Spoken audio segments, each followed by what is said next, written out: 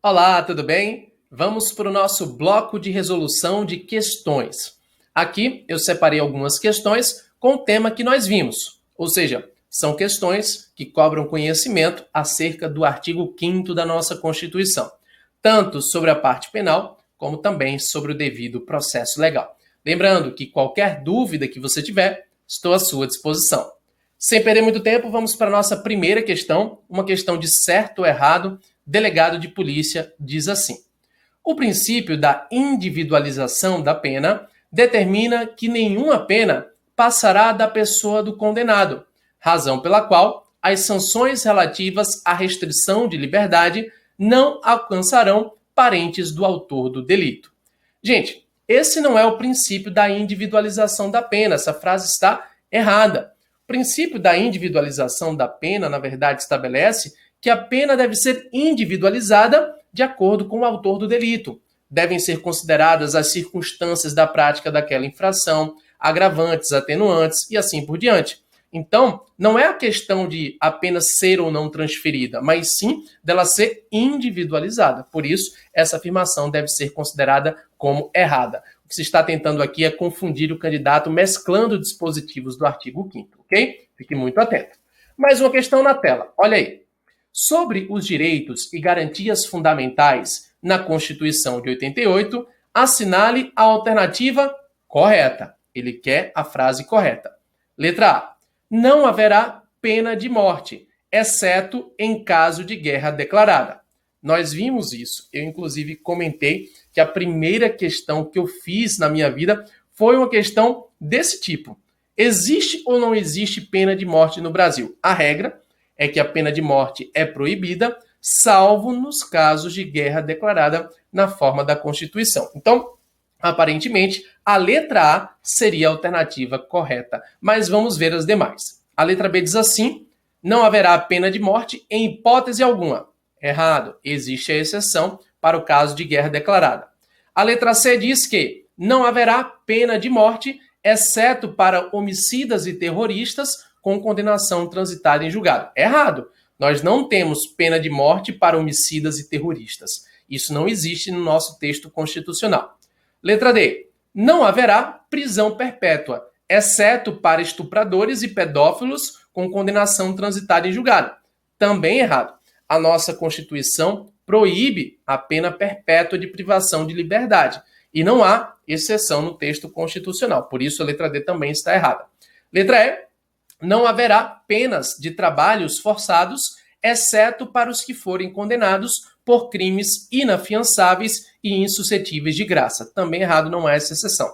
A vedação a trabalho forçado não conta com hipótese de ressalva na nossa Constituição. Logo, a alternativa correta, letra A. Não haverá pena de morte, exceto em caso de guerra declarada. Eu sei que esse modelo de questão acaba gerando uma certa dúvida, né? Poxa, será que existe? Será que não existe? Por isso a importância de ver as aulas, de fazer a leitura integral dos dispositivos e, é claro, de tirar todas as suas dúvidas. Eu estou aqui para te ajudar. Então, lembre-se, pena de morte, como regra, é proibida no direito brasileiro, mas há a exceção para o caso de guerra declarada. Tudo bem? Mais uma questão na tela, bora lá.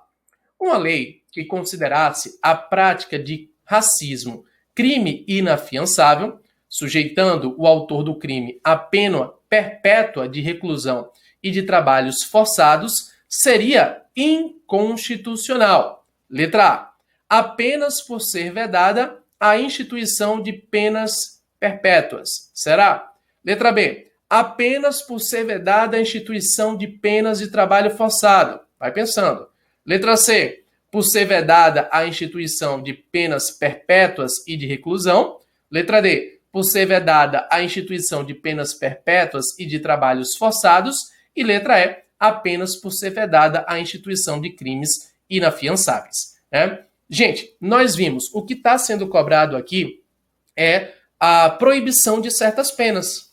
Nós vimos que o artigo 5º da Constituição proíbe trabalho forçado de maneira expressa. Há essa proibição, não se pode obrigar alguém a ter ali um trabalho como preso, isso é proibido pelo texto constitucional, e também se proíbe pena perpétua. E não há exceções, não existe exceção para o trabalho forçado, não existe exceção para a pena perpétua. Diante desse contexto, seria a letra D, por ser vedada a instituição de penas perpétuas e de trabalhos forçados. A letra A e B se encontram erradas exatamente pela palavra apenas, né? Não é apenas, são as duas.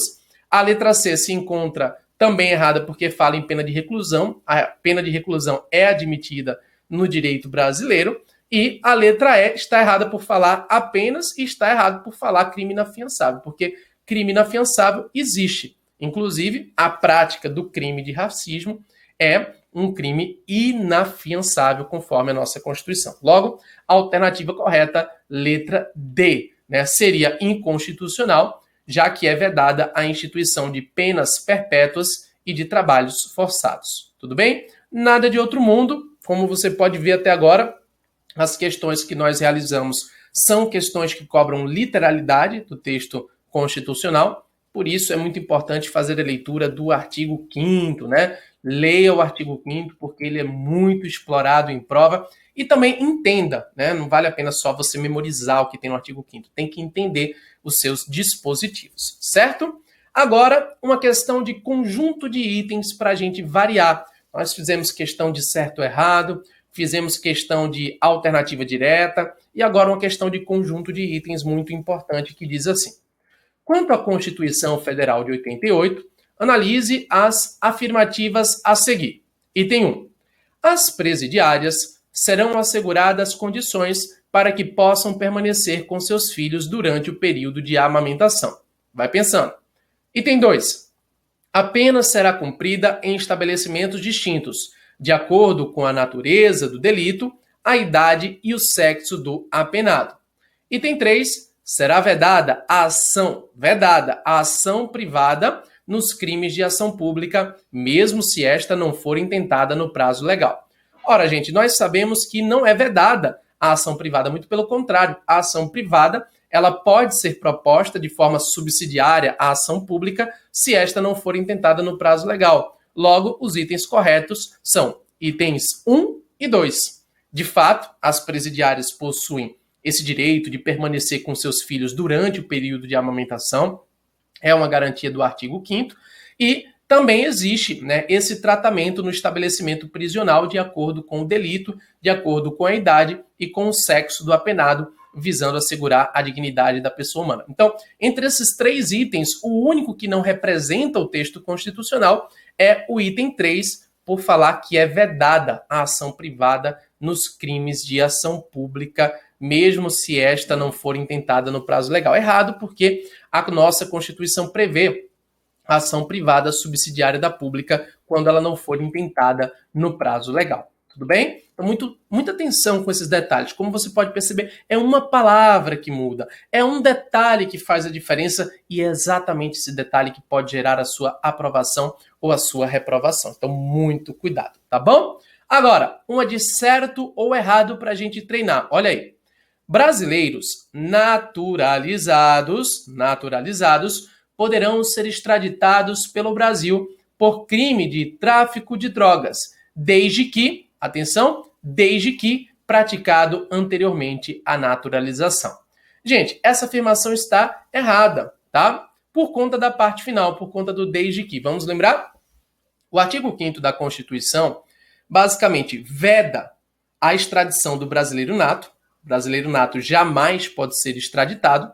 E o brasileiro naturalizado pode ser extraditado em 2 hipóteses. Primeira hipótese, o brasileiro naturalizado pode ser extraditado quando comete um crime anterior à naturalização. Então, ele comete um crime no país de origem, por exemplo, vem para o Brasil e se naturaliza. Nessa hipótese, ele poderá ser extraditado. E a segunda é quando ele comete um crime de tráfico ilícito de entorpecentes e drogas afins. Para essa segunda hipótese de tráfico ilícito de entorpecentes, pouco importa o momento, se foi antes ou depois da naturalização, tá? Essa situação aqui de ter que ser antes da naturalização só vale especificamente para o crime comum. No caso de crime de tráfico de drogas, pouco importa se foi antes ou depois. Então, a afirmação está considerada como errada, né, por conta desse desde que. não tem esse desde que. Tudo bem? Então, mais uma questão que cobra de você conhecimentos sobre a literalidade do nosso texto constitucional. Bora para mais uma questão? Mais uma questão aqui na tela, questão de alternativas. Diz assim: quanto aos direitos e garantias fundamentais, é correto afirmar que... Ele quer a alternativa correta. Letra A. A prisão de qualquer pessoa e o local onde se encontre serão comunicados imediatamente ao juízo competente e à família do preso, ou a pessoa por ele indicada.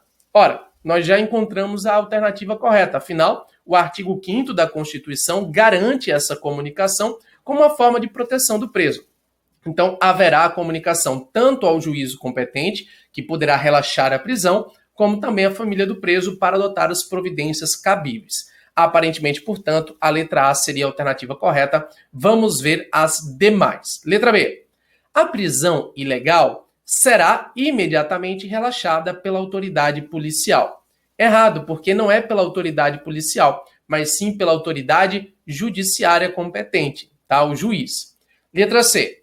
Ninguém será considerado culpado até o trânsito em julgado de sentença penal condenatória, salvo o preso em flagrante delito. Não existe esse salvo. Né? O princípio da presunção da presunção de inocência, ele não tem uma ressalva para o caso de flagrante delito, né? Não. Então, a pessoa ela não pode ser considerada culpada até o trânsito em julgado da sentença penal condenatória. Flagrante delito não é uma ressalva, tá bom? Letra D. O preso não tem direito à identificação dos responsáveis por sua prisão, assegurando-se a este a proteção necessária. Errado, tá? Ele tem sim direito à identificação, esse é um direito fundamental, até para que ele possa promover responsabilidades em caso de ilícitos cometidos, né, pelos autores da sua prisão. Então, errada a letra D também, sobre a letra E que diz assim: o sigilo das comunicações telefônicas pode ser violado por ordem policial nas hipóteses e na forma que a lei estabelecer para fins de investigação criminal. Errado, não é por ordem policial, mas sim por ordem judicial. Então, a alternativa correta, letra A. A prisão de qualquer pessoa e o local onde se encontre serão comunicados imediatamente ao juiz competente e à família do preso ou à pessoa por ele indicada. Letra A, portanto, a alternativa correta, que você deve ficar muito atento. Perceba até agora, o artigo 5º da Constituição, nesses dispositivos de matéria penal, de devido processo legal, é cobrado realmente na literalidade, porque a banca não vai cobrar uma profundidade maior jurisprudencial doutrinária sobre o direito penal. Isso você vai estudar no direito penal. Em direito constitucional, realmente, a regra é a cobrança nesse sentido. Bora para mais uma. Olha aí. A prisão civil somente é admitida à luz da Constituição Federal e do Pacto de São José da Costa Rica e da súmula vinculante número 25 do Supremo Tribunal Federal, nos casos de... Quando é, gente? Nós vimos isso. Quando é que se admite a prisão civil por dívida? Nós vimos que somente no caso de devedor voluntário e inexcusável de pensão alimentícia. A súmula vinculante número 25 do Supremo, que eu sugiro que você leia e releia, veda a prisão do depositário infiel. Nós vimos que a Constituição, em tese, autoriza a prisão do depositário infiel. O Código Civil prevê essa prisão, mas o Brasil aderiu a tratado internacional, no caso, o tratado que é o Pacto de São José da Costa Rica, e esse pacto só permite prisão no caso de devedor voluntário e inexcusável de pensão alimentícia, tá? No caso de depositário infiel, hoje, né, não se admite a prisão civil por dívida. Tranquilo? Então, uma questão bem interessante. Mais uma questão de certo ou errado, PRF 2019. Olha aí. São constitucionalmente assegurados ao preso o direito à identificação dos agentes estatais responsáveis pela sua prisão e o direito de permanecer em silêncio, né? Duas garantias que estão realmente previstas constitucionalmente. O preso, ele tem direito de saber quem foi que efetuou a sua prisão, a identificação dos responsáveis pela prisão, e ele tem direito de ser informado dos seus direitos, inclusive o de permanecer calado para não produzir prova contra si. Então, uma questão bem simples, cobrando também literalidade do texto constitucional. Mais uma questão aí na tela. Olha, o artigo 5º, inciso 57 da Constituição Federal, dispõe que ninguém será considerado culpado, até o trânsito em julgado de sentença penal condenatória. Nesse dispositivo constitucional está consagrado o princípio, e aí, nós vimos isso. Que princípio é esse de que ninguém será considerado culpado até o trânsito em julgado de sentença penal condenatória? Ora, esse é o princípio da presunção de inocência. O mero fato de você ter um processo instaurado contra si não o torna culpado. Tudo bem? Então, tenha muito cuidado com esse detalhe que pode cair também na sua prova. Presunção de inocência. Só é considerado culpado aquele que tem contra si decisão judicial transitada em julgado. Certo? Mais uma questão de certo ou errado para a gente fechar aqui na nossa sequência. Olha aí. Na concepção formal, o devido processo legal corresponde à exigência e garantia de que as normas sejam razoáveis, adequadas, proporcionais e equilibradas. Sob a perspectiva substancial ou material, é o direito de processar e ser processado de acordo com as normas pré-estabelecidas. Gente, essa frase está errada. É exatamente o contrário. O que se exige em termos de razoabilidade e proporcionalidade é o devido processo legal substancial material. Tá? Então, o que nós temos aqui é uma troca. Seria correto dizer, na concepção material, corresponde a essa razoabilidade e proporcionalidade. Na perspectiva formal, corresponde, então, à observância das normas de processo. Tá? Então, devido processo legal formal, é a observância das normas formais de processo. Devido processo legal material, é o direito de ter uma decisão justa. Perceba, aspecto doutrinário sendo cobrado nessa questão aqui para você, certo? Então, nós fizemos algumas questões aqui para você poder treinar. Faça mais e mais questões, lembrando que treino duro, jogo fácil, e qualquer dúvida que você tiver, estou à sua disposição. Um forte abraço e até o nosso próximo encontro. Valeu, pessoal!